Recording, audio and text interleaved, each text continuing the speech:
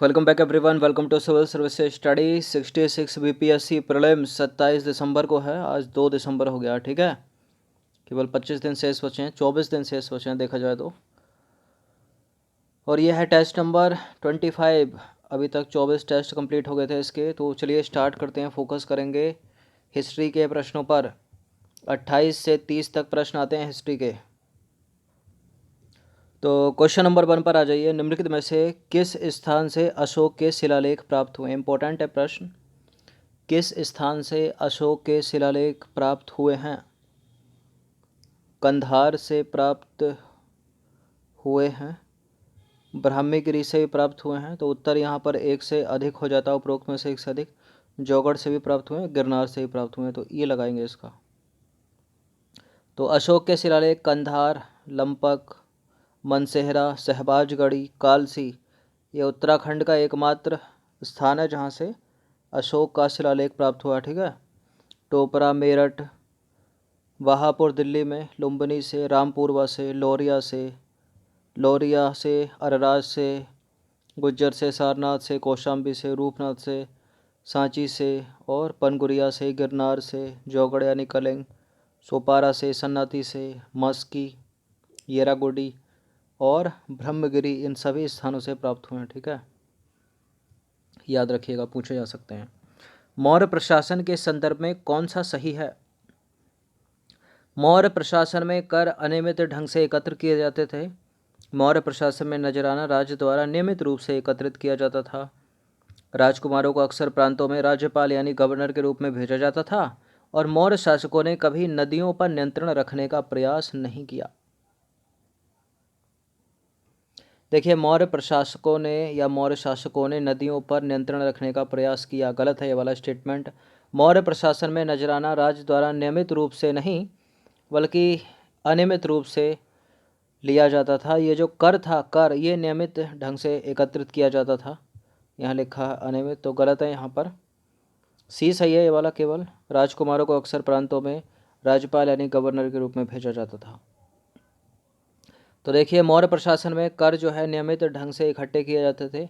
वहीं नजराने की अगर बात करें तो अनियमित रूप से जब भी संभव हो इकट्ठा कर लिया जाता था, ठीक है। ऐसे नजराने विविध चीज़ों के रूप में प्राय ऐसे लोगों से लिए जाते थे जो स्वेच्छा से इसे देते थे, ठीक है। मतलब कोई ज़बरदस्ती नहीं थी, स्वेच्छा से देता था नजराना तो ले लिया जाता था। मौर्य प्रशासन में सीधे नियंत्रण वाले क्षेत्रों में राजकुमारों को राज्यपाल के रूप में भेजा जाता था। तो सी सही है। मौर्य शासक आवागमन के मार्गों पर और नदियों पर नियंत्रण रखने का प्रयास करते थे, ठीक है। ऐसा नहीं है कि नहीं रखते थे, गलत है ये। क्वेश्चन नंबर 3 पर आ जाइए। पश्चिम एशिया के यूनानी राजा सेल्यूकस निकेटर का राजदूत कौन था? पश्चिमी एशिया के यूनानी राजा सेल्यूकस निकेटर का राजदूत था मेगस्थनीज, ठीक है। मेगस्थनीज था। डिमेकस या डायमेकस बिंदुसार के दरबार में आया। फाहियान एक चीनी यात्री था जो चंद्रगुप्त द्वितीय के दरबार में आया, ठीक है। संयुगमन भी एक चीनी यात्री था। तो मेगस्थनीज चंद्रगुप्त मौर्य के दरबार में यूनानी राजा सेल्यूकस निकेटर का राजदूत था। डिमेकस या डायमेकस बिंदुसार के समय भारत आया था। और फाहियान एक चीनी यात्री था संयुगमन की तरह, जो चंद्रगुप्त विक्रमादित्य के काल में भारत आया था। चंद्रगुप्त विक्रमादित्य यानी द्वितीय। चंद्रगुप्त को शक विजेता भी कहा जाता है क्योंकि उसने शक शासक को हराकर जो है विक्रमादित्य की उपाधि धारण की थी।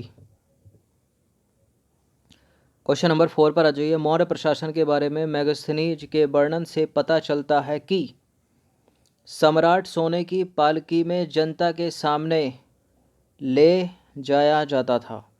सम्राट के जनता के सामने आने पर शोभा यात्रा के रूप में जश्न मनाया जाता था। अंगरक्षक अलंकृत हाथियों पर सवार होते थे। राजा को हमेशा डर रहता था कि कोई उसकी हत्या ना कर दे। बिल्कुल, मेगस्थनीज ने वर्णन किया है मौर्य प्रशासन के बारे में और ये सारे के सारे स्टेटमेंट एकदम करेक्ट हैं। तो उत्तर होता है उपरोक्त में से एक से अधिक, ऑप्शन नंबर ई। तो उपरोक्त सारे के सारे सही हैं। मेगस्थनीज के वर्णन से पता चलता है कि सम्राट सोने की पालकी में जनता के सामने ले जाया जाता था तथा उसके जनता के सामने आने पर शोभा यात्रा के रूप में जो है जश्न मनाया जाता था। जो अंगरक्षक होते थे वो अलंकृत हाथियों पर सवार होते थे। कुछ अंगरक्षक पेड़ों को लेकर चलते थे। क्यों चलते थे? क्योंकि इन पेड़ों पर प्रशिक्षित तोतों का झुंड होता था। ठीक है, ट्रेंड तोते जो थे इन पर मंडराते थे, इन पेड़ों पर, जो अंगरक्षक साथ लेकर चलते थे, जो सम्राट के सिर के चारों तरफ चक्कर लगाता रहता था। ठीक है, क्या? तोतों का झुंड। राजा को हमेशा डर रहता था कि कोई उसकी हत्या ना कर दे, इसलिए राजा हथियारबंद महिलाओं से घिरा रहता था। उसके खाना खाने से पहले खास नौकर उस खाने को चक्कर देखते थे एक बार। ठीक है, और राजा जो है लगातार 2 रातें एक कमरे में नहीं सोता था। ठीक है, 2 दिन के बाद वो कमरा चेंज कर देता था ताकि कोई जो है योजना ना बना ले उसे मारने की। कौटिल्य द्वारा रचित अर्थशास्त्र किसके विचार हैं? कौटिल्य द्वारा रचित अर्थशास्त्र में किसके विचार हैं? चंद्रगुप्त मौर्य के नहीं हैं, हर्षवर्धन के तो हो नहीं सकते, कनिष्क के भी नहीं। देखिए, अर्थशास्त्र लिखी है किसने? खुद कौटिल्य ने। और कौटिल्य को चाणक्य भी कहते हैं और विष्णुगुप्त के नाम से भी जाना जाता है। तो अर्थशास्त्र में खुद के ही कौटिल्य के विचार हैं। ठीक है, स्वयं के विचार हैं। तो विष्णुगुप्त सही उत्तर हो जाता है। अगर विष्णुगुप्त नहीं होता तो इनमें से कोई नहीं आंसर होता। तो देखिए, अर्थशास्त्र में कौटिल्य के विचार हैं। इसकी रचना कौटिल्य ने स्वयं की है। अर्थशास्त्र के रचयिता कौटिल्य का ही नाम चाणक्य था और उसे विष्णुगुप्त के नाम से भी जाना जाता था। ठीक है, अशोक के ज़्यादातर अभिलेख हैं प्राकृत भाषा में, ब्राह्मी लिपि में, खरोष्टी लिपि में या ग्रीक भाषा में? बताइए। देखिए, अशोक के जो ज़्यादातर अभिलेख हैं वो प्राकृत भाषा में हैं और ब्राह्मी लिपि में हैं। तो एक से अधिक उत्तर जब सही हो जाता है तो आंसर हो जाएगा ऑप्शन नंबर ई। तो अशोक के ज़्यादातर अभिलेख प्राकृत भाषा में हैं और लिपि है ब्राह्मी। इस तरह के प्रश्न में फंस जाओ तो ई लगाना। जैन सिद्धांत के अनुरूप अहिंसा का परहेज है क्या? अहिंसा का पालन करना चाहिए क्या? किसी जीव को ना तो नष्ट कर देना चाहिए और ना ही उसकी हत्या करनी चाहिए। जीव को कष्ट दे सकते हैं किंतु उसकी हत्या नहीं कर सकते। क्या है जैन सिद्धांत के अनुरूप? देखिए, जीव को कष्ट दे सकते हैं किंतु उसकी हत्या नहीं कर सकते, इसको तो सबसे पहले एलिमिनेट करिए। अहिंसा का परहेज नहीं है, अहिंसा पे तो बल देता है जैन सिद्धांत। अहिंसा का पालन करना चाहिए जैन सिद्धांत कहता है। किसी भी जीव को ना तो कष्ट देना चाहिए और ना ही उसकी हत्या करनी चाहिए। तो उत्तर एक से अधिक सही हो रहा है। ए भी सही है, बी भी सही है, तो उपरोक्त में से एक से अधिक ई है इसका आंसर। तो जैन सिद्धांत के अनुरूप अहिंसा का पालन करना चाहिए। किसी जीव को ना तो कष्ट देना चाहिए और ना ही उसकी हत्या करनी चाहिए। जैन शब्द जिन शब्द से निकला है जिसका अर्थ क्या है? विजेता। जैन शब्द जिन शब्द से निकला है जिसका अर्थ है विजेता।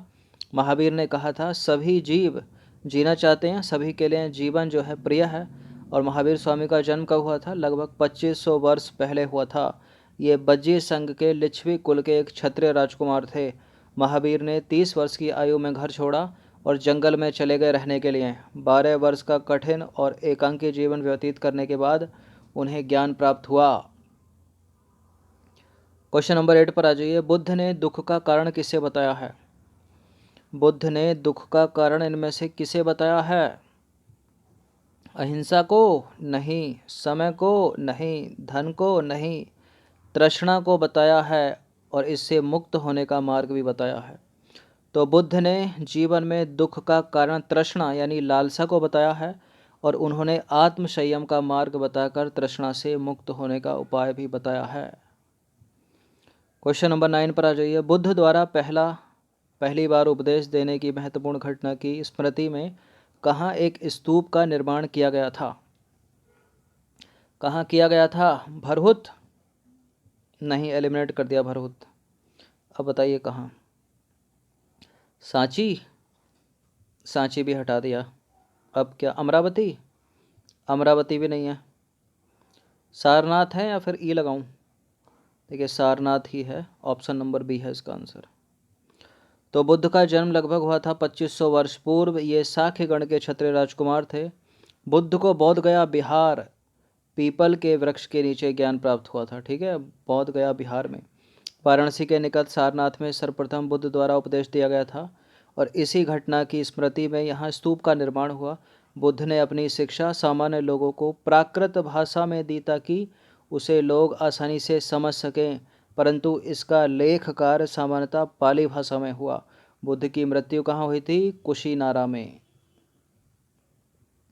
क्वेश्चन नंबर 10 पर आ जाइए। निम्नलिखित में से कौन सा कथन बौद्ध संघ के संदर्भ में सही नहीं है यानी गलत है? स्त्रियों के पुरुषों संघ के पुरुषों और स्त्रियों के रहने के लिए अलग अलग व्यवस्था थी। सभी व्यक्ति संघ में प्रवेश ले सकते थे, कोई भी, ठीक है, किसी भी धर्म का हो, किसी भी जाति का हो। संघ में प्रवेश के लिए बच्चों को अपने माता पिता से अनुमति लेनी होती थी। विवाहित स्त्रियों को संघ में प्रवेश करने के लिए माता पिता से अनुमति की आवश्यकता होती थी। देखिए, बच्चे जो हैं संघ में प्रवेश के लिए अपने माता पिता से अनुमति ले रहे हैं, चलो ठीक है।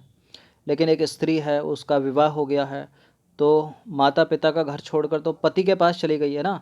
तो विवाहित स्त्रियों को संघ में प्रवेश के लिए माता पिता से नहीं बल्कि अपने पति से अनुमति लेनी होती थी। गलत है यहाँ पर डी। पहला सही है, दूसरा सही है, तीसरा सही है।